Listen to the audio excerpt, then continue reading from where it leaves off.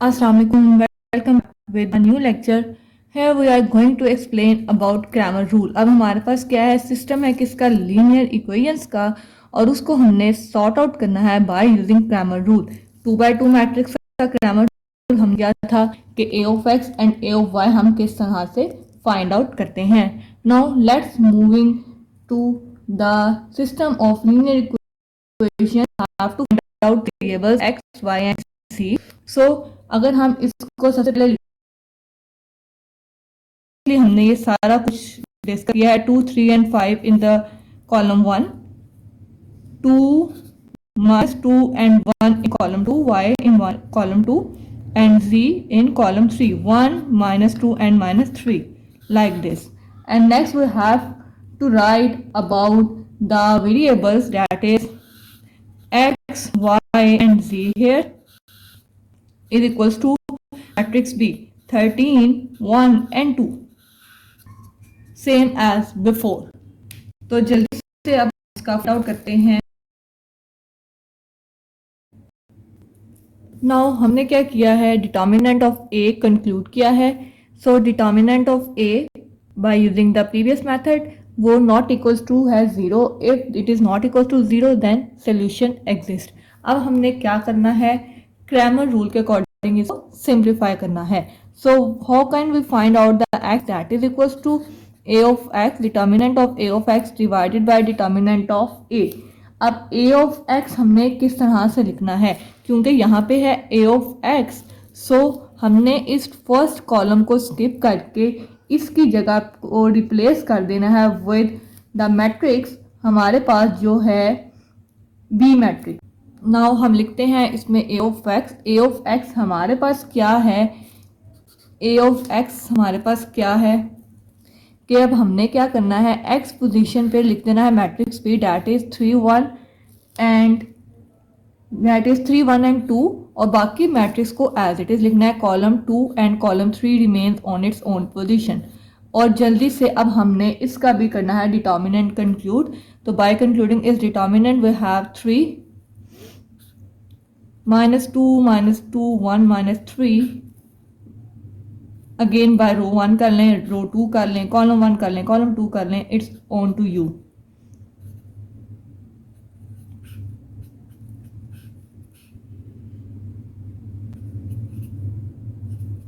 जल्दी से इसको सिंप्लीफाई करते हैं। We have 3 into minus minus plus 6 plus 2, we have -2 -3 minus minus plus 4 plus 1 and 1 plus 4. By simplifying all these values, we get 27. And what is the determinant of a? That is 27.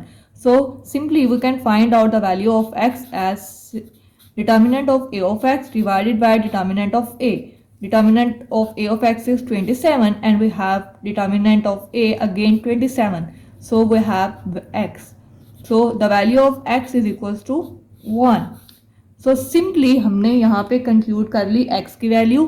अब same lines पे हम y and z की values को find out करते हैं। x we have, y we have, y के लिए हमने क्या करना है, अब फर्स्ट पोजीशन फर्स्ट कॉलम हमारा रहेगा as it is 2 3 and 5। Second column हमारा बन जाएगा the matrix b, that is second column हमारा बन जाएगा matrix b 3 1 and 2, and similarly the third column remains as it is on its own position like this। अब जल्दी से इसको सिंप्लीफाई करते हैं, इसका भी हम फाइंड आउट करते हैं डिटर्मिनेंट। तो 2 -3 प्लस 4, अब डायरेक्ट भी आप कर सकते हैं, जितनी दफ़ा डिटर्मिनेंट कंक्लूड कर लिया है तो अगर डायरेक्ट भी किया जाए तो आपको कोई ऑब्जेक्शन नहीं होना चाहिए। यू मस्ट क्लैरिफाई इट के how we solve this values. तो हमारे पास क्या आया, 6 minus 5 is 1. Now we have 2. 4 minus 3 is plus 1. We have 2 here. Again a plus 1. We have minus 3 here. Plus 1. We have plus 1 here. So by simplifying all these values, we have 0 here. So what is the value of y? That is equals to determinant of a of y divided by determinant of a. 0 divided by 27 is equals to 0. Similarly,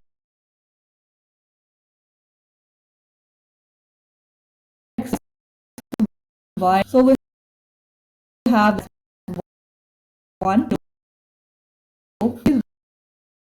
got out. इसका sort out करते हैं to clarify this. Now let's see question number 2. Use matrices to solve the following system. Exercise 3.3 में भी same statement थी, जिसको 3 types में था कि एक मैट्रिसेस के तरीके से सॉल्व करें, फिर row operation and column operation से. तो मैट्रिसेस वाला मेथड हमारे पास कौन सा था? मैट्रिसेस मेथड जब भी आपके पास लिखा होगा कि मैट्रिसेस के जरिए सॉल्व करें, तो आपका अंडरस्टैंड होना चाहिए, आपको होना चाहिए अंडरस्टूड कि they are demanding the adjoint method. कौन सा मेथड है ये? Adjoint method. जब भी लिखा होगा use matrices to solve the following system, तो हमने क्या करना है? उसको एडजॉइंट मेथड से सिंपली सॉल्व करना है. एडजॉइंट मेथड के लिए हमारे पास the matrix A is 1 -2 and 1, 3 1 and -2, 0 1 and -1, like this. अब हमारे पास मैट्रिक्स मेथड है, हमने क्या करना है? सबसे पहले डिटर्मिनेंट ऑफ ए कंक्लूड करना है. Determinant of A if exist then solution exist, otherwise not. और यहाँ पे क्या आ जाएगा? x and z is equals to b matrix -1 4 and 1, a x is equals to b as before. So we have capital X is equals to a inverse of b. अब हम करते हैं सब कुछ find out. Now let's find out the matrix determinant. Determinant of A हमने क्या किया? Conclude करते हैं. थोड़ा सा नीचे लिख लेते हैं इसको. Determinant of A is equal to 1 1 -2 1 -1. Next we have -+2 3 -2 0 -1 +1. we have 3 1 0 and 1. By simplifying we have 1 into -1 -2 plus 2 into -+2, 2 into -3 plus 0, we have +1 into 3 minus 0. By simplifying all these value we have a -2 here, that is not equals to 0. Determinant not equals to 0, so solution exists.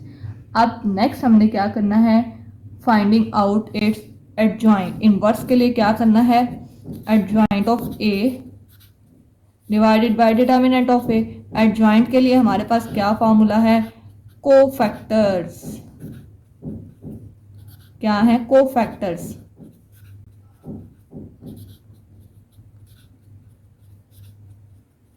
और उसका फिर आ जाएगा transpose. सो जल्दी से इसके cofactors find out करते हैं और फिर उसका लेते हैं हम ट्रांसपोज. लेट्स सी कि हमने क्या किया है. हमने एडजॉइंट कंक्लूड किया है in the form of determinant. अब मैंने एक ही मैट्रिक्स फॉर्म में a11 a12 a13 a21 22 23 31 32 33 सब फाइंड आउट कर लिए. नाउ मैट्रिसेस लिखे एंड देन इट्स ट्रांसपोज. क्या लिखे? कोफैक्टर्स एंड देन ट्रांसपोज लेके ये आ गया answer. Now what we have to do is A inverse of B. A inverse. अब हमारे पास क्या हो गया? डिटर्मिनेंट हमारे पास क्या था? -2 1 over -2 and this matrix A adjoint है 1 -1 -1 3 5 and 7 like this. और इसके बाद हमने क्या किया है? इसके साथ आ जाना है मैट्रिक्स बी. मैट्रिक्स बी हमारे पास क्या है? -1 4 and 1. अब सिंपली क्या करना है कि इन दोनों को आपस में मल्टीप्लाई करना है. जो आंसर आएगा उसको इस पे डिवाइड करना है. So you solve this by